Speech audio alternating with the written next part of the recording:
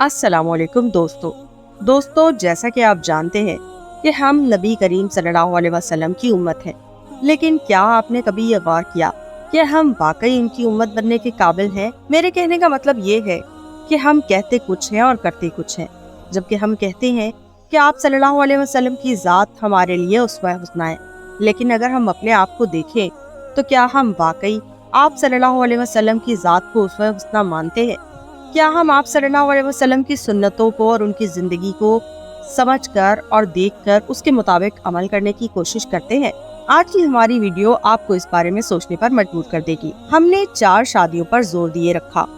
ہم نے ہمیشہ کہا کہ 4 شادیاں سنت ہیں، لیکن یہ کبھی نہیں بتایا کہ رسول پاک صلی اللہ علیہ وسلم نے اپنی جوانی کے 25 سال ایک ہی عورت کے ساتھ گزارے اور حضرت سودا رضی اللہ تعالیٰ عنہ سے دوسری شادی حضرت خدیجہ رضی اللہ تعالیٰ عنہ کی وفات کے بعد کی۔ ہم نے یہود و نصارہ کی دشمنی کا راگ گلا پہ رکھا، لیکن یہ کبھی نہیں بتایا کہ میثاق مدینہ کے وقت یہودیوں کے 10 قبائل تھے اور وہ سب آپ صلی اللہ علیہ وسلم کے اتحادی تھے۔ فرانس نے گستاخی کی تو ہم نے اپنے ہی ملک میں آگ لگا دی، لیکن یہ کبھی نہیں بتایا کہ آپ صلی اللہ علیہ وسلم نے دشمنان اسلام کو معاشی طور پر کمزور کر کے اپنی دھاک بٹھائی تھی۔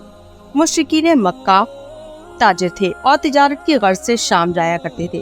آپ صلی اللہ علیہ وسلم نے پہلے شمال کے راستے پر واقع قبائل سے دوستیاں کی اور مشرکین مکہ کی تجارت کا راستہ بند کروایا۔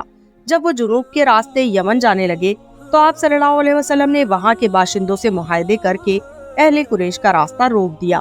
آپ صلی اللہ علیہ وسلم نے اپنے ہی ملک کو آگ نہیں لگائی تھی، بلکہ دشمن کو معاشی طور پر کمزور کر کے اس کی کمر توڑ دی۔ نوبت فاقوں تک پہنچی تو ابو سفیان آپ صلی اللہ علیہ وسلم کے پاس حاضر ہوا اور کہا کہ ان کے بچے بھوک سے مر رہے ہیں۔ آپ صلی اللہ علیہ وسلم نے اسے 500 اشرفیوں کے ساتھ بہترین کھجوریں دیتے ہوئے تجارت کرنے کی اجازت دے دی۔ یعنی اہل قریش دشمن بن کر آئے تو آپ نے ان کی کمر توڑ دی، لیکن وہی دشمن بطور انسان رحم کی بھیک مانگنے آیا تو آپ نے ان کی مدد کی۔ مجھ میں اتنی تاب نہ تھی کہ میں آپ صلی اللہ علیہ وسلم کو بطور نبی سمجھ سکتا، لہٰذا میں نے آپ کو بطور انسان سمجھنے کی کوشش کی۔ میں نے جانا کہ آپ صلی اللہ علیہ وسلم ایک عظیم مدبر تھے۔ آپ نے اپنی تدبیر سے صلح حدیبیہ جیسے معاہدے کیے جو بظاہر مسلمانوں کو کمزور کرنے والے تھے، لیکن وہی معاہدے آپ کے لیے فتح مکہ کا باعث بنے۔ آپ نے دشمنوں کی جاسوسی کے لیے حضرت ابو ہریرہ کی ڈیوٹی لگائی تاکہ دشمنوں کے ارادے جان سکے۔ آپ ایک عظیم سفارت کار تھے۔ آپ نے اپنے دشمن کے دوستوں سے دوستیاں کی تاکہ ان کا اثر کم ہو سکے۔ مدینہ کے شمال میں خیبر اور جنوب میں مکہ تھا اور ان دونوں شہروں کے باشندے مجھ سے مخالف تھے۔ آپ نے کمال ذہانت سے صلح حدیبیہ میں اہل مکہ سے وعدہ کیا کہ وہ مسلمانوں کی کسی جنگ میں دشمن کا ساتھ نہیں دیں گے، اور اس کا نتیجہ یہ نکلا کہ آپ نے خیبر اور اہل مکہ کے مشرکین کو جدا کر کے شکست دی۔ آپ ایک کمال سپہ سالار تھے۔ مدینہ شہر کے تینوں اطراف پہاڑ تھے اور واحد زمینی راستے پر آپ نے خندق کھدوا کر مدینے کو آنچ نہ آنے دی۔ آپ نے یہودیوں کے 10 قبائل سے معاہدے کیے کہ وہ اپنے مختلف مذاہب کے باوجود مسلمانوں کی جنگی مدد کریں گے اور جنگی اخراجات مل کر برداشت کریں گے۔ آپ ایک بہترین منتظم تھے۔ آپ نے اپنی بہترین نظامت سے ایک اسلامی ریاست کو بام عروج پر پہنچایا۔ آپ نے پولیس اور اسٹاف کا نظام متعارف کروایا۔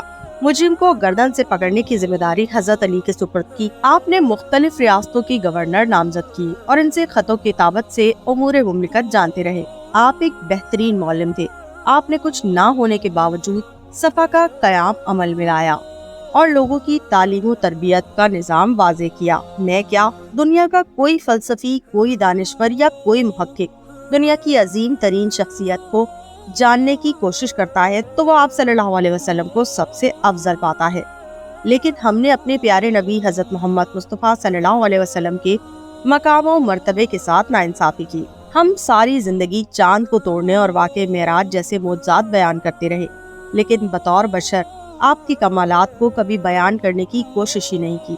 بالکل ایسے جیسے امام حسن کے واقعے کربلا کے علاوہ کسی کو امام کی ذات کے بارے میں کچھ معلوم نہیں، لیکن میں نے کوشش کی کہ لوگوں کو بتاؤں کہ آپ صلی اللہ علیہ وسلم بطور نبی معجزات سے نہیں بلکہ بطور بشر تنہا ایک ایسی ریاست کا قیام عمل میں لائے جسے دیکھ کر کیسر و کسرا اور فارس وقت آن پہنچا، جب دنیا کے عظیم ترین انسان میدان عرفات میں لاکھوں کے جھرمٹ میں یہ اعلان کر رہے تھے، الیوم اکملت لکم دینکم، آج کے دن دین مکمل ہو گیا۔